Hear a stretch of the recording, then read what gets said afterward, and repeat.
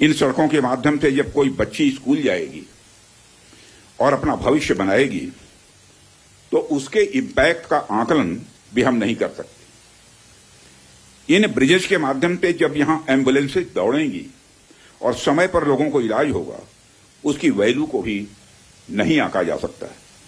जब इन सड़कों के माध्यम से विभिन्न संस्कृति के लोग आपस में जुड़ेंगे या फिर एक दूसरे से जो कुछ सीखेंगे, उसकी वैल्यू कोई भी आंक नहीं सकता है।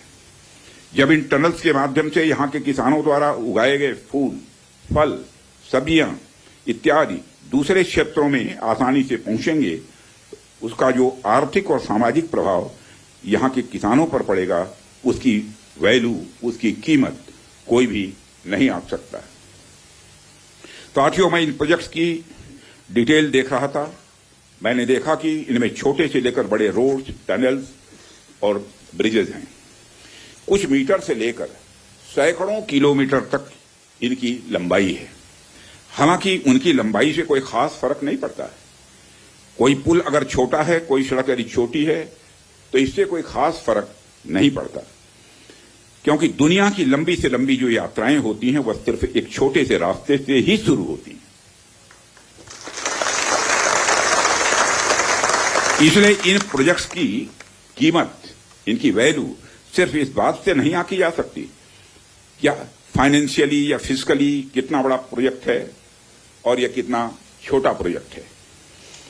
असल में इनकी असली कीमत इस बात से है कि यह कितने परिवारों को जोड़ रही हैं, कितने लोगों की संस्कृति को, उनके रहन सहन को आपस में करीब ला रही हैं, कितने लोगों की आर्थिक और सामाजिक समृद्धि, इकोनॉमिक और सोशल प्रॉस्पेरिटी में अपना ये योगदान दे रही हैं। यह प्रोजेक्ट्स लोहे, कंक्रीट या कोलतार से बनी हुई एक संरचना भर नहीं है, बल्कि यह एक कमिटमेंट है, यह एक प्रतिबद्धता है सीमावर्ती क्षेत्र के विकास का। यह एक रिजॉल्व है, यह एक संकल्प है बॉर्डर एरियाज में क्वालिटी इंफ्रास्ट्रक्चर बिल्ड करने का। यह एक दृढ़ निश्चयता का डिटर्मिनेशन है लोगों के दिलों को जोड़ने का। इसलिए मैंने कहा कि ये प्रोजेक्ट्स इनवैल्यूएबल हैं, इनकी कीमत का आकलन नहीं किया जा सकता है। साथियों, प्राचीन काल से ही मार्ग मानव सभ्यता के विकास में बड़ी महत्वपूर्ण भूमिका निभाते आए हैं। मार्गों की महत्ता हमारे इतिहास में हमेशा से रही है। जब आप मानवता का इतिहास पलट कर देखेंगे तो आप ये पाएंगे कि ट्रांसपोर्टेशन रूट्स ने कितना इंपॉर्टेंट रोल प्ले किया है। इतिहास बताते हैं कि सिविलाइजेशन थ्राइव हुई तो उसके पीछे रूट्स और राजमार्गों का बहुत बड़ा योगदान रहा है। कला, साहित्य, संस्कृति और विज्ञान का प्रचार प्रसार एक क्षेत्र से दूसरे क्षेत्र तक इन्हीं के माध्यम से फैलता है। यदि मैं भारत के संदर्भ में बात करूं तो मुझे यहां के दो इंपॉर्टेंट रूट्स के नाम स्वाभाविक रूप से याद आ रहे हैं। आप शायद उत्तरापथ और दक्षिणापथ के बारे में जानते होंगे या सुना होगा। उत्तरापथ और दक्षिणापथ हमारे इंडियन सब कॉन्टिनेंट के डिफरेंट रीजन्स को एक दूसरे से जोड़ने वाले धागे की तरह है। आप सोचिए, हजारों साल पहले जब संचार के इतने तेज साधन नहीं थे, तब आइडियाज और कल्चर, विचार और संस्कृति एक जगह से दूसरी जगह कैसे पहुंचते थे।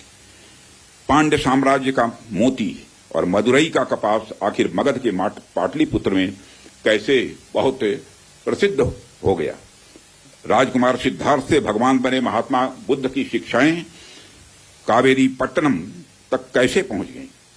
संगम युग की मणिमैखली की चर्चा कश्मीर तक कैसे फैल गई। जब भारत में मॉडर्न पॉलिटिकल यूनिटी का कंसेप्ट भी नहीं आया था, तब से इन रूट्स ने सभ्यता और संस्कृति के विकास और आदान प्रदान में बहुत ही महत्वपूर्ण भूमिका निभाई है। यदि हम महात्मा बुद्ध के बाद के इतिहास पर भी नजर डालें, तब भी हमें यह देखने को मिलता है कैसे दूसरे क्षेत्रों से आकर लोगों ने भारत की संस्कृति को समृद्ध किया और भारत की संस्कृति से भी उन्होंने बहुत कुछ सीखा भी है। इन मार्गों का महत्व तब भी इतना ज्यादा था कि व्यापार के लिए समर्पित सड़कें बनाई जाती थी। आप जब सिल्क रूट के बारे में जानते हैं, आप सभी को मालूम है सिल्क रूट के बारे में, जिसने एक तरह से पूरे एशिया और मध्य यूरोप तक को कवर कर लिया था। भारत से भी उस सिल्क रूट का एक बड़ा हिस्सा होकर गुजरता था, जिससे न सिर्फ सामान बल्कि संस्कृति और विचार का भी एक्सचेंज, आदान प्रदान यह होता था।